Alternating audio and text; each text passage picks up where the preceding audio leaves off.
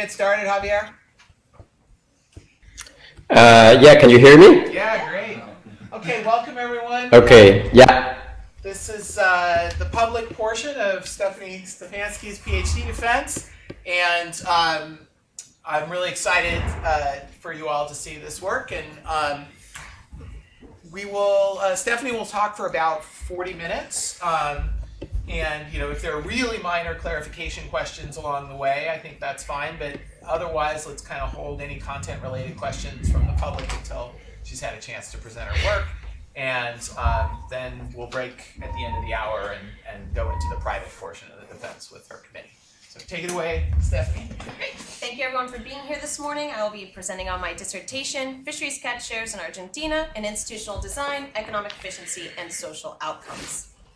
And to use a brief outline of what I will be presenting today, I will give you a bit of an introduction and empirical context for fisheries management in Argentina, and then dive into each of the three chapters. The first being an institutional analysis of an ITQ program in Argentina, the second looking at a use it or lose it policy within that program, and the third looking at a social quota allocation policy within that program as well. I'll provide some concluding thoughts, and then you guys can ask me any questions you would like.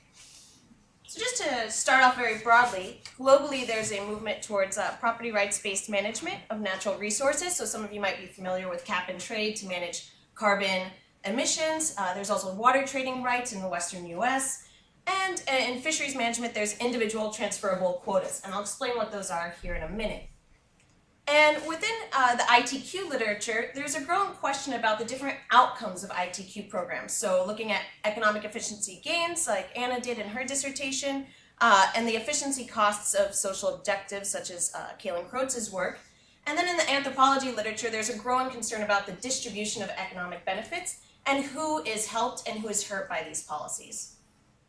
There's also a question about quota underutilization. So assuming that firms would want to use these permits they've been allocated, why does it occur that they might not use these permits? And how might we incentivize better and more productive use of those permits? And then finally, fisheries themselves are very important. There's a growing trade flow between developing and developed countries, where developing countries represent 50% of international seafood trade. And these export earnings are very important for these countries, and especially for food security and employment. So before we dive too deeply, what is an ITQ? Because we'll be hearing this word a lot throughout the presentation. So traditional fisheries management in a regulated system uses a total allowable catch to set aside a portion of the total fishery stock for fishing. However, this induces a race to fish, where every fishing vessel builds up their capital, races out to catch the largest proportion possible of that TAC before the season ends. And this causes very shortened seasons, dangerous fishing conditions, and other economic inefficiencies. So economists developed individual and transferable quotas, which are a market-based approach to secure economic rents through the consolidation and enhanced production efficiency of the fleet. And an ITQ is an allocation of the proportion of the TAC for commercial fishery stock. So each boat is allocated some portion of this TAC to fish as they would like, or to buy and sell amongst each other. Although what we might see often is that the smaller, less economically efficient boats sell out their share, exit the fishery, and the fleet consolidates amongst larger offshore fishing fleets, which leads to questions about the distribution of the economic benefits of this program. Let's see. And within Argentina, there's three main reasons to study fisheries in Argentina instead of beef, for example. First, there's a unique oceanography. So the marine ecosystem off the coast of Argentina is one of the largest in the world and supports high levels of biodiversity and high volume fisheries, which in turn support high valued seafood exports representing up to $2 billion in annual earnings in recent years, and surpassing beef exports in value since 2006. Seafood exports are actually one of Argentina's top agricultural products that they export.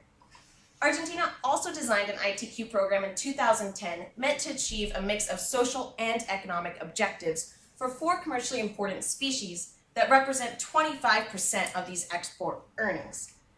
And these species are the Chilean sea bass, the southern blue whiting, Argentine hoki, and Argentine hake. A species that's still very economically important but not managed by ITQs is the Argentine red shrimp. And here you can see that the export value is really high for Chilean sea bass. But then all of the relative whitefish species are commodity goods. They earn about $2,000 to $3,000 per ton on the international market, same price as US exports or exports of these species elsewhere in the world. And so that will come into play later when we think about when fishermen are targeting hake or shrimp or other species. Argentina also has two dichotomies in fisheries management that can be applied to other contexts. The first is a north-south divide, or maybe an urban-rural divide, between the northern Bonaerense or Buenos Aires ports of Mar del Plata and Bahia Blanca, and the southern Patagonian ports of Puerto Madryn and Puerto Deseado and Ushuaia. And as you can see here, the average annual landings really vary across the Patagonian ports, whereas Mar del Plata can land up to over 1 million tons of hake per year on average. It's a very high concentration of fishery activity there. There's also a dichotomy between the offshore catcher, freezer, processor fleet and the coastal ice trawler fleet, or the fresqueros. The main difference being,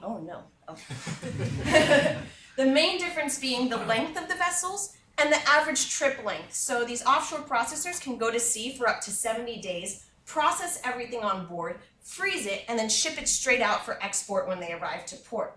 Whereas the coastal fleet tends to only go out for up to 2 weeks at a time, store everything on ice, and then land it for onshore processing where it's eventually exported later. And there's an emphasis on maintaining this smaller fleet for social reasons and employment reasons in Argentina. I also have 3 data sets that really bridge all 3 chapters of my dissertation. The first being monthly fisheries data from 2007 to 2016 on landings and fishing effort and where these landings occurred. The second data set is an annual quota allocation data set that looks at annual ITQ allocations, sales and purchases, percentage of ITQ use, and other aspects of this policy. And then finally, I compiled a macroeconomic data set of the different export prices for these species on a monthly basis, the fuel price, and then adjusted this by producer price index, because as we know, Argentina has a lot of inflation, and the exchange rate. So let's dive straight into it. My first chapter is titled The New Fisheries Catch-Share Program in Argentina and Institutional Analysis. And my main question is, how are configurations of rights-based management influenced by ecological, social, and economic objectives?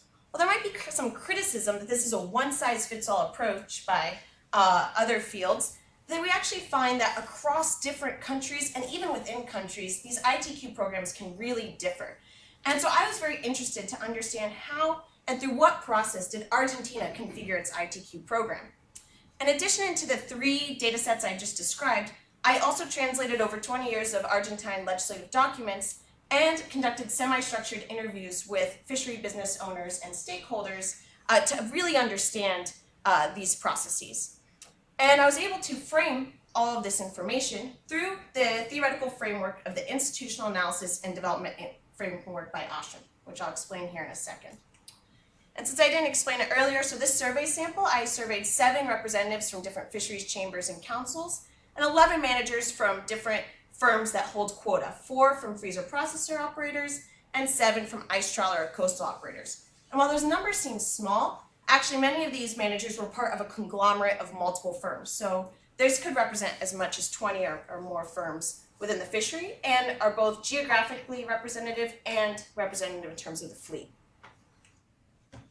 So what is the Institutional Analysis and Development Framework?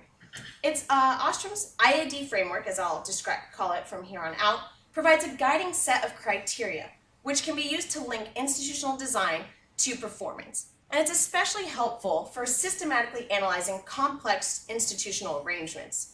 And the purpose of this framework is to distill the fundamental building blocks, starting with the action arena, which is the social space where participants with diverse preferences interact, exchange goods and services, and solve problems, to understand how institutional configurations influence human behavior through a set of rules. And so in my case, I'm looking at how quota is allocated, how any transferability restrictions, and any utilization requirements.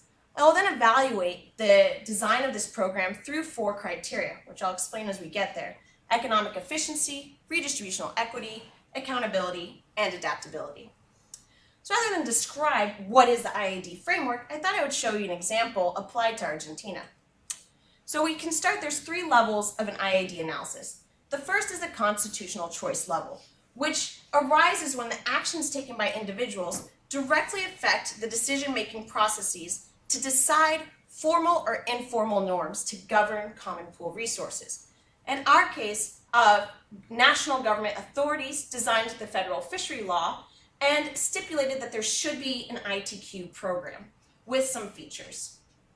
This then passes down to the collective choice level, which focuses on how individuals jointly form formal or in-use rules that then affect the use of common pool resources. This will be the primary focus of my first chapter, to really understand how this action situation between policymakers and industry stakeholders took into account the community of the Buenos Aires and Patagonia ports, the biophysical aspects of the fishery stocks, and the existing rules in use, specifically the federal fishing law, to develop a set of policies for the ITQ program. This is then implemented and plays out at the operational level, which will be the focus of my second and third chapters, where I want to understand how these actions taken by individuals under these sets of rules in use directly affect the state variables of the community, such as socioeconomic outcomes and the ecological status of the stock.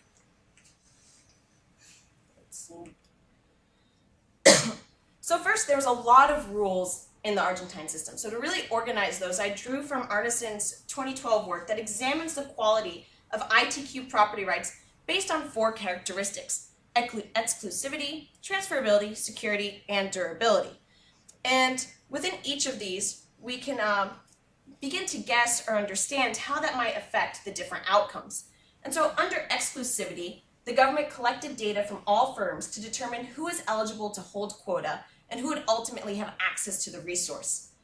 As you can imagine, this generated lots of debate, in fact, 10 years of debate of who would get this initial allocation, which led to the development of the social reserve, which will be the focus of my final chapter, to alleviate some of the exclusivity of the ITQ program. Once everyone was initially allocated quota, then the question was, how could they transfer it amongst each other?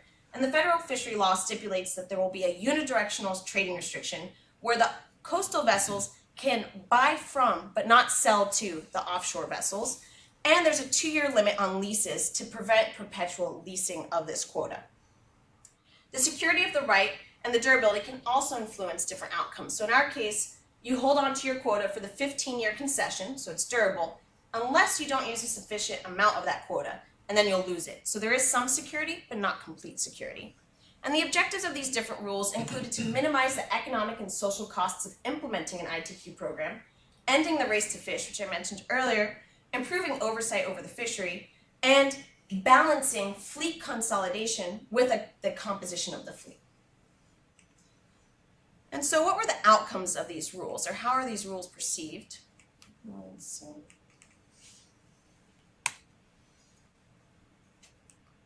Oh no, lost the clicker. Oh, there it goes. So some economic inefficiencies that might be generated. So first, economic efficiency is the change in the flow of net benefits associated with the allocation or reallocation of scarce resources, usually meant to generate the greatest net benefit from these resources. And so in our case, we see that might be some economic inefficiencies arise, and these are all based on responses from my surveys, where the unidirectional trading restriction limits quota sales and prices. So it really restricts the market of some of the vessels that cannot sell to the offshore vessels. There's an opportunity cost of maintaining quota in the face of the use it or lose it policy, which we'll look at in my second chapter, and that the existence of additional quota reserves disincentivizes free trade of quota, since why would I buy quota from you if I could get it for a very nominal cost from the government? And then finally, the 15-year concession creates uncertainty over the durability of the quota right and therefore depresses its price over time. However, every firm did mention some potential gains in economic rents from these set of rules, particularly better production predictability and planning, so they could know exactly how much they expect to land each year. There was fleet consolidation, particularly these larger firms consolidating operations amongst a few more efficient vessels and retiring the older ones. And additional quota from these social reserves can improve profitability of operations. Okay. In terms of distributional equity, so equity refers to the equitable distribution of resources and includes redistributional equity, which accounts for differential abilities to pay for the program or policy, and looks at whether those who earn the benefits either pay for it and whether the resources should be redistributed to those most in need. So if we really care about the coastal fleet, this is our color scheme for the rest of the presentation. Anytime you see warm yellows or oranges, that's the coastal fleet, and the blues are the offshore processing fleet. And so we can see here over time, since the quotas were implemented in 2010, there's been a growing percentage of the total hake landings captured by this offshore processing fleet. And so maybe the distribution of these outcomes, we might see the number of vessels is staying relatively constant, but how much each of those vessels is capturing relative to the total is changing over time. So there's 3 policy levers meant to really contribute towards distributional equity. The first is this unidirectional trading restriction. So it's meant to limit the concentration of the quota, so to ensure that the offshore fleet doesn't just buy up all the quota and hold on to it, and maintain kind of this balance between the offshore and the coastal fleet. There's also the social quota reserve. So vessels can request additional quota for social reasons if they're running short on production or to support onshore processing. And then finally, while labor contracts were not part of the ITQ program and were negotiated independently, every single firm and union I spoke to said that the ITQ program reinforces a better registry of workers. In terms of accountability, accountability refers to whether officials are accountable to the citizens concerning the policies or rules chosen. And as I found from my search, there's publicly documented legislation of everything since 1999. There's a tracking commission for all species, so regular meetings where the government and businesses come together to discuss management of the fishery, and legal accountability with the ITQ program. But some ongoing concerns include how social quota is allocated and to whom, and the redistribution of given up quota, which we'll see in the second chapter. Finally, adaptability refers to an institution's capacity to respond to changing environments, and institutions may become more flexible or rigid in response to different factors over time. And so we see that there's a lot of management challenges with this in Argentina. First, many firms are concerned that the current distribution of quota, which was meant to support both firms with historical landings, but also with historical employment, onshore processing, might not reflect current holding of quota. Second, there was this unexpected substitution of effort into the shrimp fishery. So firms can hold permit for both the hake, which is under ITQ, and shrimp, which is not.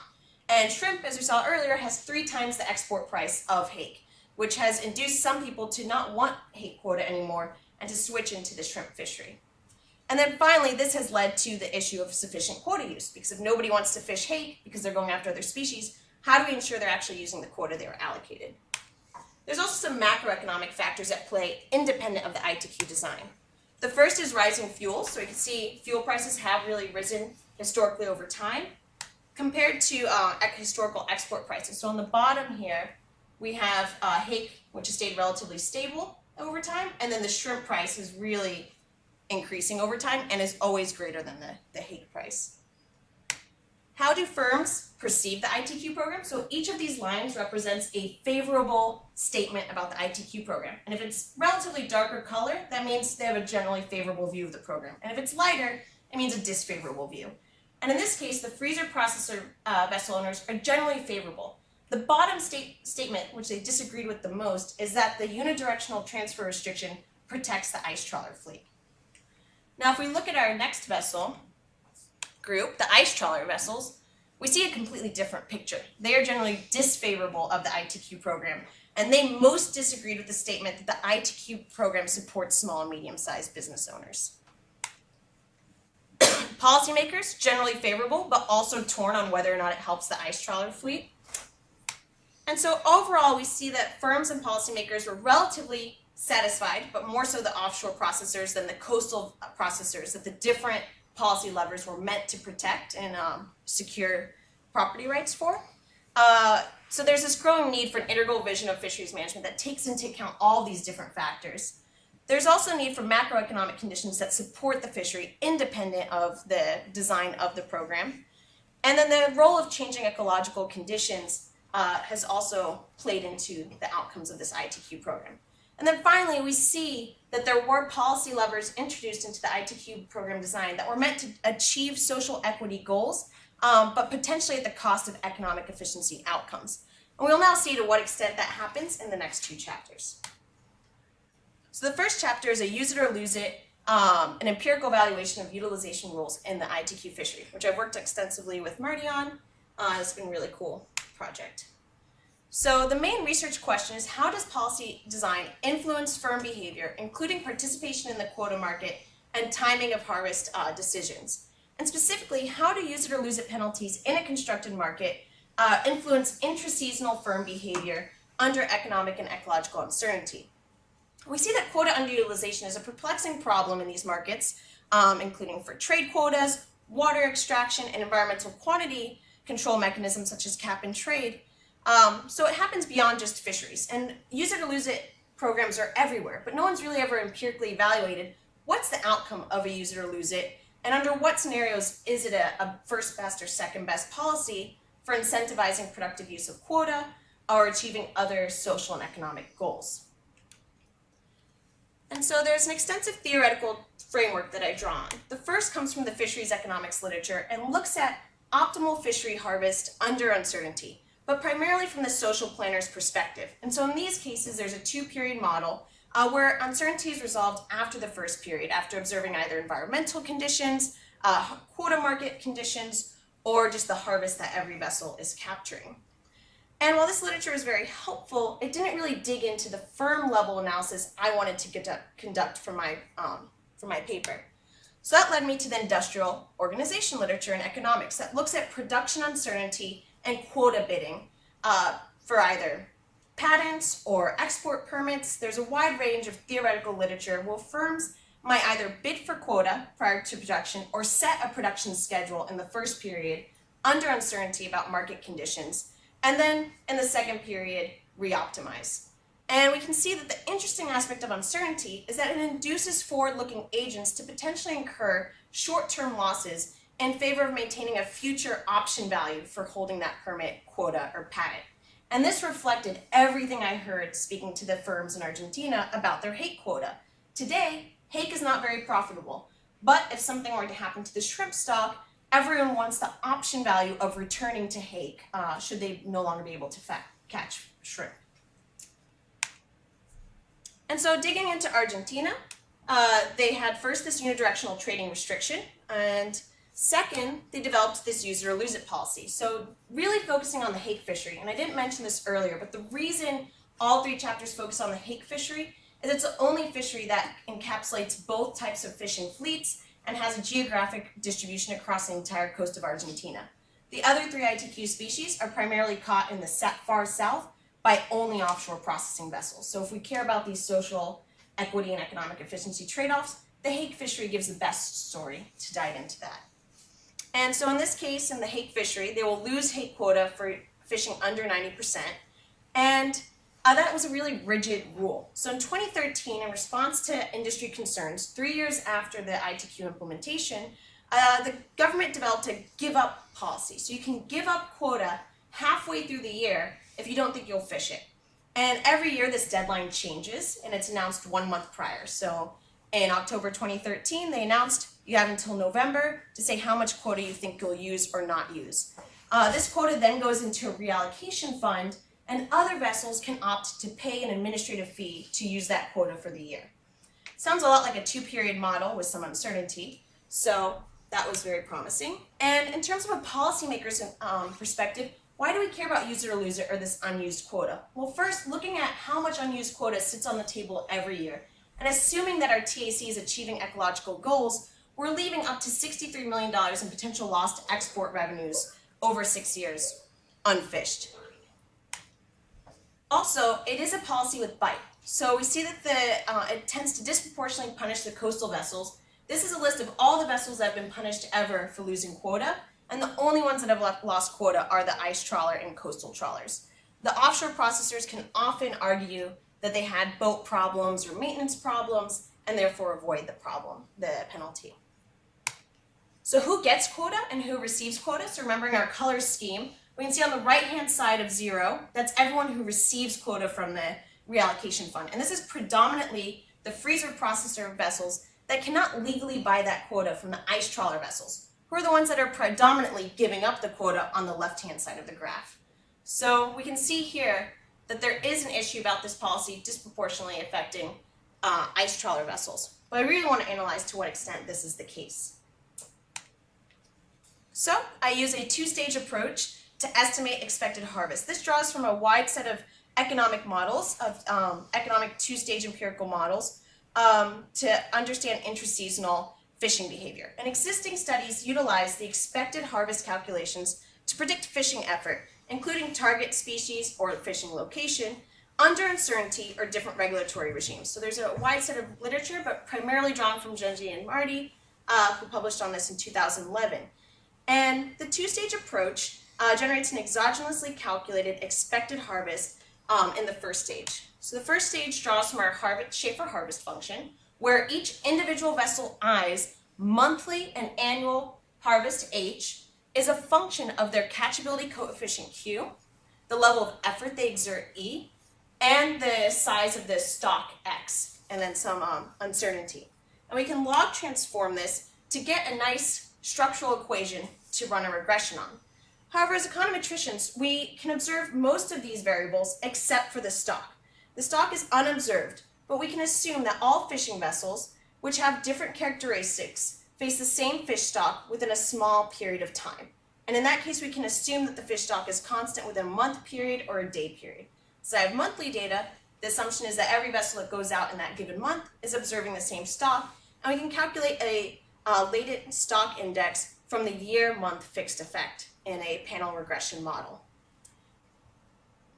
I can then take the result from the first stage and their predicted harvest for the first half of the year and run that as an explanatory variable in a fractional logit. So I see what percentage of quota they give up to help equalize it across all the fleets. And it's a 0 to 1 variable, so fractional logit's the most important. And based on surveys, I choose 5 explanatory variables: the price of the shrimp, the price of the hake, price of fuel, the number of vessels a firm owns, and their predicted harvest from the first stage.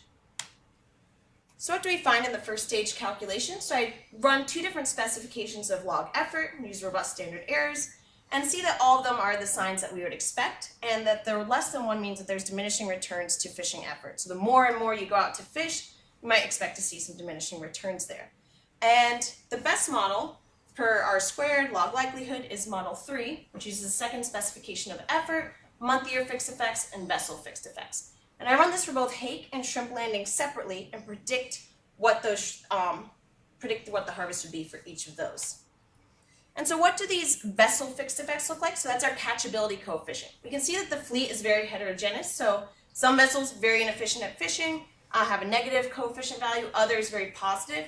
And what's interesting is that on the right-hand side, that's the shrimp vessel fixed effects, which tend to be largely positive compared to the hake. If we look at that latent stock index over time, so the year-month fixed effects, I'm sorry about the blues and the reds, but the top is hake and the bottom is shrimp. We can see that shrimp is increasing over time, whereas hake is declining over time, which kind of comes in line with this shrimp boom, although I cannot definitively say that. So I take that and run it in my second stage fractional logit. And we can see here, so I'm comparing OLS estimates with the exponentiated coefficients of a fractional logit. These in general are hard to compare back to back because it's just the odds ratios. But if we just want an understanding of the direction of what each sign means, if it's blue, that means it induces them to give up less quota. And if it's green, that means it induces them to give up more quota relative to what they would otherwise. A more direct way to interpret this is to look at the coefficient elasticities. And in this case, we can look at the percentage point changes for a unit change in the explanatory variable. So an 1,000-ton increase in expected hake landings will induce a 17 percentage point less quota given up. On the other hand, an additional 1,000 tons of shrimp landings would induce a 7% percentage point less, more of quota given up. So if it's blue, they're giving up less. If it's green, they're giving up more. And we can see it's significant for hake landings, which is what we would hope. The number of vessels, so the more vessels they own, the less quota they give up relative to the average. And prices are also important here as well. So the hake price, for each additional increase in peso per kilogram, they're reducing 0.8 percentage points less of quota giving up. But if the shrimp price is increasingly growing or higher in the local markets, that would induce them to give up more quota and go fish shrimp instead. And then fuel price, also important, but not necessarily significant.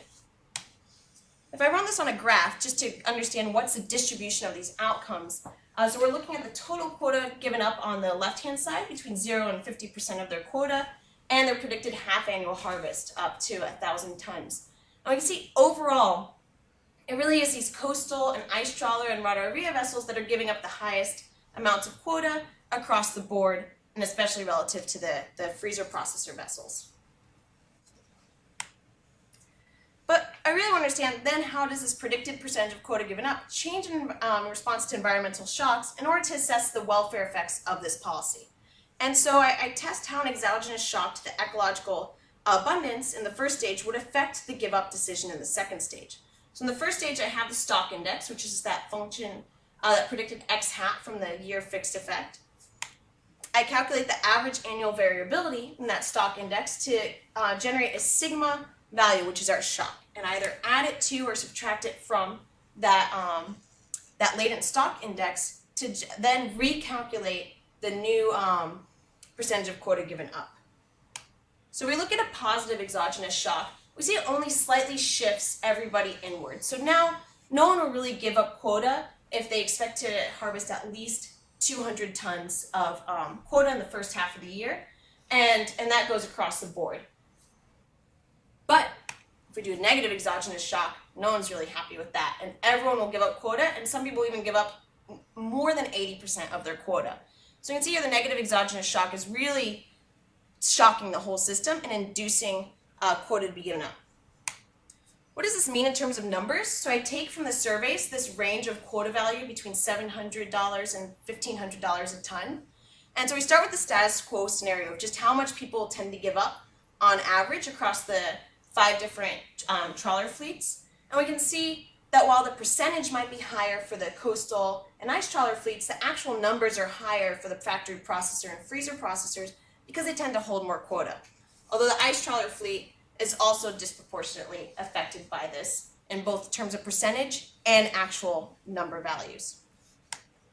And then in terms of the shocks, as we just saw in the last graph, there's a greater impact on the percentage for ice, coastal, and radaria trawlers, and negative shocks generate a greater change than positive shocks. So here we see the welfare losses for a positive shock are just marginally less than what the welfare losses were under a status quo. But if we induce a negative shock, these numbers really increase significantly, specifically for the freezer trawler and ice trawler fleet. And the ice trawler fleet losing up to, a single vessel could lose up to $500,000 in revenue from lost quota. So in summary, we can see that vessels generally hold some equilibrium level of quota, but are induced to give it up under ecological uncertainty, and especially in the face of the changing prices or abundance of red shrimp and hake in this fishery. And that coastal and ice trawler vessels are disproportionately hurt by this policy. But I like to be an optimist. So under what conditions might this at least be a second best policy in practice? One major concern for the hake fishery back in the day was high grading and discarding, where fishers have 1 ton of hake quota. They want that to be the nicest, most highest valued ton of hake they can get. So they would throw overboard any undersized individuals or bad specimens. This might induce them to actually keep some species, some specimens on board that they might otherwise discard if they know they have to achieve their full quota. They might also encourage just more productive use of quota. So a lot of fishermen are looking for ways to make value-added products, make their production more efficient, and really get the best value they can out of the quota they hold on to. There's also a limit to perpetual leasing. So in the States and elsewhere, we see armchair fishermen who perpetually lease their quota and never actually go out to fish. And so this is one way to encourage people to sell the quota and make sure those that hold it are actually the active participants in the fishery, which would ensure a greater redistribution of quota among the participants. So now on to the final chapter. Do social quota allocations subsidize the participation of small-scale vessels in a quota system? So can additional quota allocations help maintain these small scale vessels that we might expect to see exit from an ITQ regime because either they didn't get enough quota or don't have access to quota? And also there's a larger question of what drives fleet consolidation post-ITQ implementation. So different studies find different outcomes, that maybe the composition of types of firms doesn't necessarily change, or that firm level behavior really drives this exit, or that the homogeneity of the fleet drives who exits and why and when. And this is important from a policy perspective because there is a major debate, especially amongst the anthropological field, political ecologists, about the impacts of ITQ management on small-scale vessels. And so Argentina, taking into account these debates and seeing outcomes in Alaska and elsewhere, designed the social reserve to really address this issue. So once again, a two-stage model, because two stages are useful. And now we're looking at a survival or duration analysis, which calculates the hazard rate and estimates the relative impact of exogenous variables on that exit rate. So this is primarily used in the medical field or looking at unemployment spells, but Marty's looked at it for fisheries, Lori's looked at it for chlorine plants, and then other economists have used it to look at drivers of firm bankruptcy. So I'm drawing from all of these studies to calculate a survival analysis for fishing vessels in the Argentine fishery. And specifically, I have to use a discrete time survival analysis because there's both time variant and invariant explanatory variables. So we have stock index from the second chapter and prices that change over time and change on a monthly or daily basis. But then vessel type stays pretty much the same. Vessels can't really change their type or grow over time, so they're staying constant. And we also only observe exit year for each individual. So I know that a vessel might leave sometime between 2008 and 2009, but I don't know its exact date. And I only see vessels that exit once. So if they've come in and out of the fishery, I've calculated their exit year as the very last year they no longer participate in the fishery.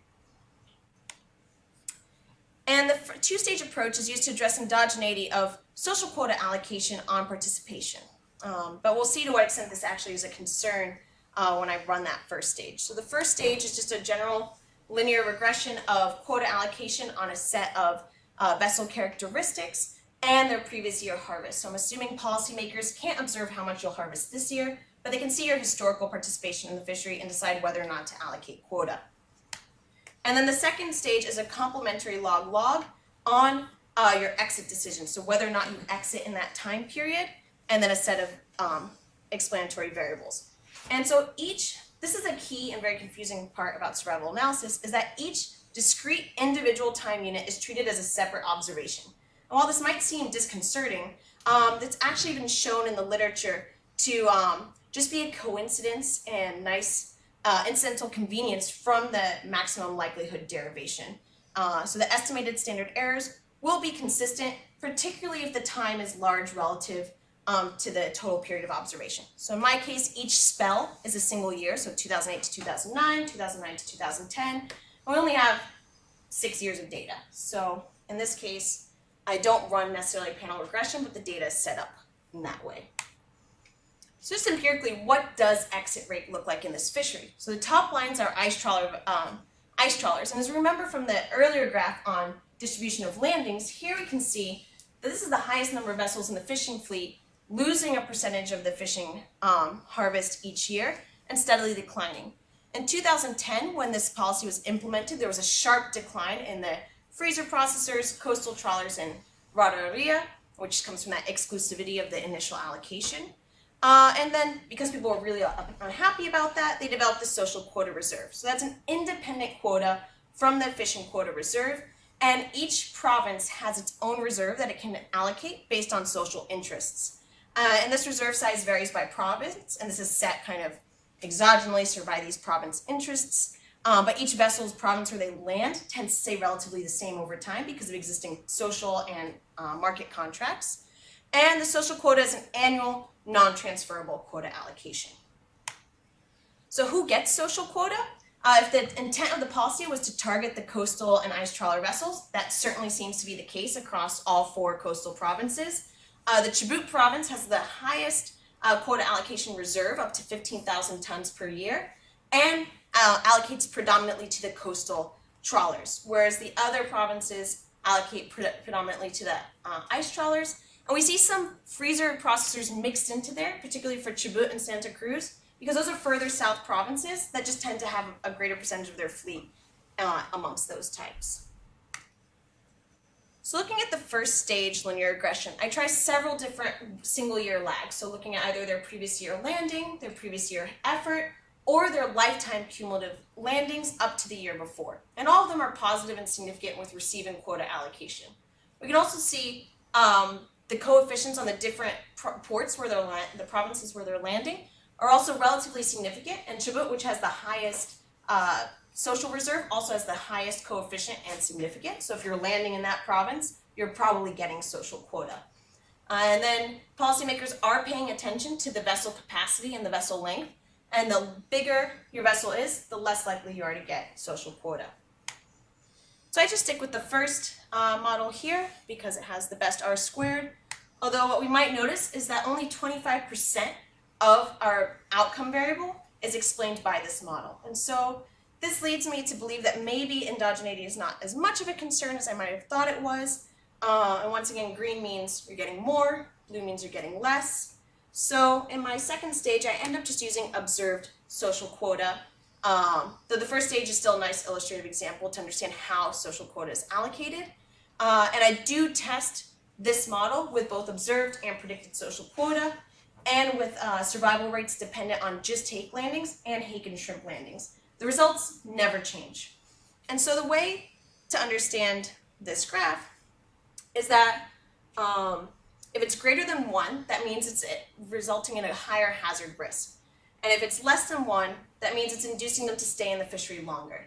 And so we start just with the log time variable. We can see for our full suite of covariance, so models 4, 5, and 6, which take into account our time invariant and time variant variables, this hazard rate is significant and large, which means over time hazard is monotonically increasing, which might come along with consolidation or other factors really driving the exit of vessels. We can surprisingly see that social quota is greater than 1, only very marginally so, but it's still significant, which means that social quota allocation is associated with vessel exit, which is the opposite of what I would expect. And then fleet type does, to some extent, if you're a coastal trawler in particular, explain in the case of model 4, almost a double the exit rate relative to the other fleet types. But a greater average annual stock index is a lower exit, induces a lower exit rate, as does a greater hake price. So model 4 is the best in terms of all of the different AIC, law of likelihood values, and it just being a complete model because 5 and 6 it really exclude a large number of vessels. And once again, blue means it's increasing your exit rate, and green means it's decreasing your exit rate. And I was really confused about these results, so I like to graph images and see how this looks. So we can put the probability that they'll exit on the y-axis and their social allocation on the x. And we can see really for the orange vessels, which are the coastal fleet, they might get a lot of social quota, but they also have the highest probability of exit. And this is really, it's growing exponentially with social quota allocation. So that's, not what I expected to find. So the non-significance of the social quota allocation on easing exit rates on these vessels is still something significant to understand and study, because we see in the first stage that how they allocate social quota is to some extent in line with their policy goals, but it does not alleviate their exit rate. And it could just be that a single year allocation, so one-time allocation, is helpful, but not sufficient to keep these vessels in the fishery. We also can see that there's kind of a sustained number of vessels over time, but they're capturing a smaller percentage of the hake stock over time as well. So do we care about the total number of vessels, or do we care about how much they're actually fishing? There might also be some data challenges here. So I have two groups of vessels, those that hold quota and get an additional social quota allocation to kind of encourage them to stay in the fishery or have a profitable harvest that year, and those that don't hold hake quota but are given hake quota to land in the onshore processing plants or participate when they might not otherwise. Vessel age, as you can see here in the photo, the vessels are very old. The average lifespan of a vessel in this fishery is over 30 years, and the government is currently making a huge effort to renovate and update the entire fleet due to safety issues and a large number of sinking vessels in the fishery. And then finally, these are multi-species fisheries, but not necessarily between shrimp and hake. Speaking to the owners of these small coastal vessels, a lot of them fish in the groundfish fishery, such as flounder and rockfish, and those might primarily go to local markets where they can capture a higher value to be sold in restaurants to tourists. And I'm not observing this, and I do not have access to this data, so I could be missing out on really the true lifespan of these vessels. So bringing it all together, what are the policy implications of my research? We do see that there are efficiency and equity trade-offs in ITQ design, and that the configurations of rights-based management can really influence the different social, economic, and ecological outcomes. But it's important to understand that ITQ programs do not exist in a vacuum. They're interacting with a lot of other factors. So one surprise I found was that a lot of these onshore processing plants are shifting towards automation. So if your original social goal was to maintain employment, that might not actually hold true if all the coastal vessels are shifting to automated processing onshore. There's also the recent work I've done with Anna and Marty on macroeconomic factors that interact with ITQ programs. So the globalization of seafood trade, which influences prices, especially in terms of competition with aquaculture products. Multi-species fisheries, so as we discussed extensively here, the interactions between ITQ regulated hake and non-regulated shrimp, and climate change, or just ecological change. So the shrimp boom, completely unexpected, no one knows why it's happening, how long it will continue to happen, why they keep getting record catches, but it has become a major factor in fisheries management in Argentina that was not foreseen when the ITQ program was first developed. So despite the inclusion of well-intentioned, socially oriented policy levers in this ITQ program, they might have failed to account for these larger macroeconomic factors, or might not be sufficient to account for all of those factors in and of themselves. And so with that, I'd like to thank all my different sources of funding, NSF, Duke, and the different Argentine government authorities that gave me data. And as I went out to run every day in Mar del Plata after interviewing business owners, I'd see this sign that says que el hombre sepa, que el hombre puede, or as I like to translate it, the woman knows that the woman can. And the woman knows she can because she has the support of her excellent committee and all of her friends and family. So, thank you.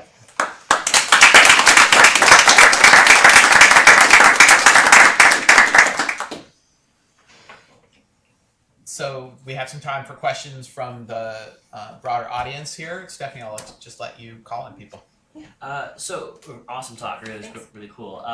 So I get that the vessel ITQs can vary from year to year, especially if you don't meet your quota. But I'm just curious, how often is the kind of the overall fishing stock evaluated and the total allowable catch change, and how does that variation? What's the the annual variability to the TAC, and how that might affect individual vessel ITQs? So it's actually a great question, and in the social quota, I almost included TAC as an explanatory variable. But because it does not really vary, the most it varies is by 50,000 tons total. What percentage is that again? So the total allowable catch is 275,000 tons annually, I think on average, more or less. And so they might put it a little bit higher, a little bit lower, and update everyone's ITQ holdings. But the variability was not enough to really make it a significant or interesting explanatory variable, hence the use of the stock index.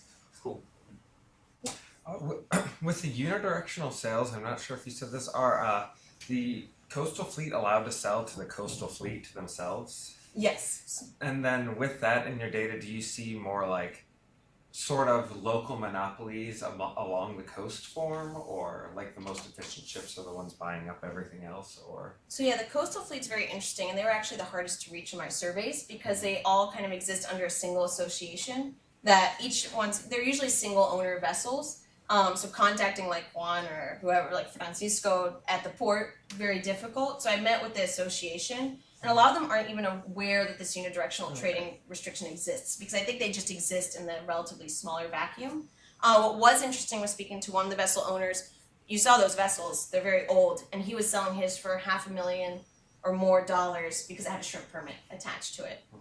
But yeah, I think the big interaction in the two main players are really the ice trawler fleet and the offshore processing freezer fleet, because those vessels actually have a lot of similar characteristics in common, and you could technically upgrade your ice trawler fleet to become a freezer processor, but the government doesn't allow that. Ashley? You mentioned that hake was the ideal species to study due to its geographic and fleet distribution, but how do you predict your findings would be the same or different for some of the other regulated species? Yeah, so actually the next step I would love to do is looking at the Patagonian toothfish or Chilean sea bass fishery, because that has 4 players and it would really lend itself nice to some game theory analyses, because 3 of these players collude with each other and work together to fish the harvest regularly and work with when they request additional quota from the government, because they were inducing a race to fish for additional quota. And then the 4th player was landing in the Malvinas Falklands, and nobody liked that, so they lost their permit recently, or they're undergoing court cases, and they're kind of left out. And I actually surveyed all 4 of them, and they seem to be very efficient, foreign owned, so owned by Norwegians or Spaniards, and just have a very different mindset than like the hake shrimp fishery. So I think you could not necessarily extrapolate it to the other 3 fisheries in Argentina, but maybe to other similar whitefish fisheries elsewhere. Steven? Yeah, great talk, Stephanie.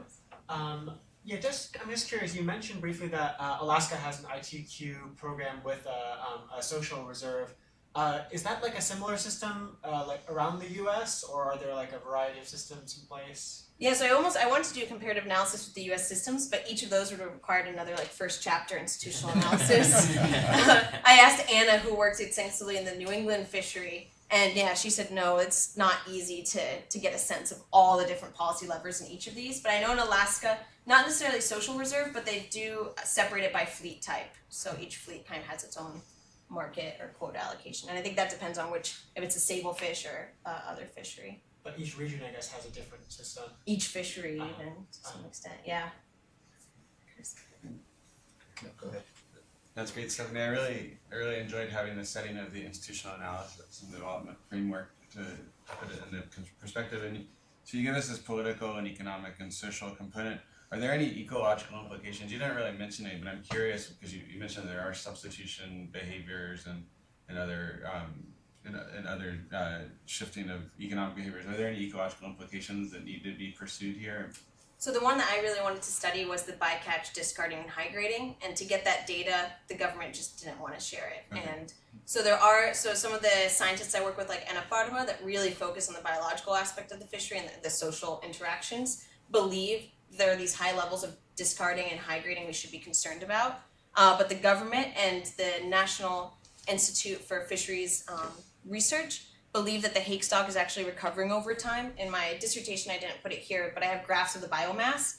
And since the 1999 collapse of the hake stock, which spurred all of this, the stock has been recovering, and the reproductive biomass is growing, as is the regular. And if we expected those documentations to be lying, we might not see that TAC staying stable, or that landings are relatively staying stable over time. Some of the other 3 fisheries, I did hear that there's been overfishing of adult species, and so now there's only juveniles, or the distribution is changing with climate change because these are very southern regions of the world, and they don't want to go out farther to fish those species, so there's issues of insufficient use in those fisheries as well, more for just the convenience of being able to capture it or not. Yeah, I wondered with the sort of social reserve being associated with exit,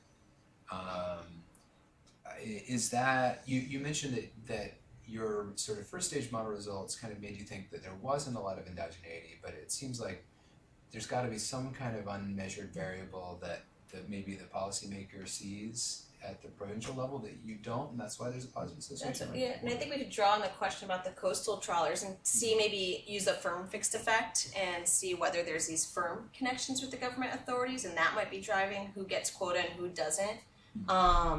It would be nice to have the other fisheries data, because I think that might tell us a more complete story for the coastal trawlers in particular.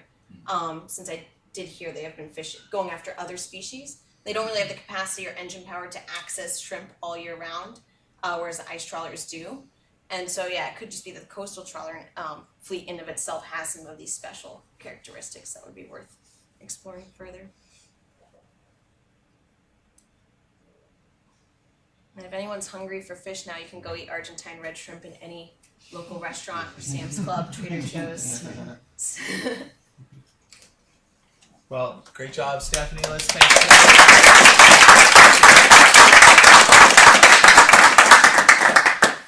Looks like there's a lot lot of food left, Yeah, so please as folks eat. are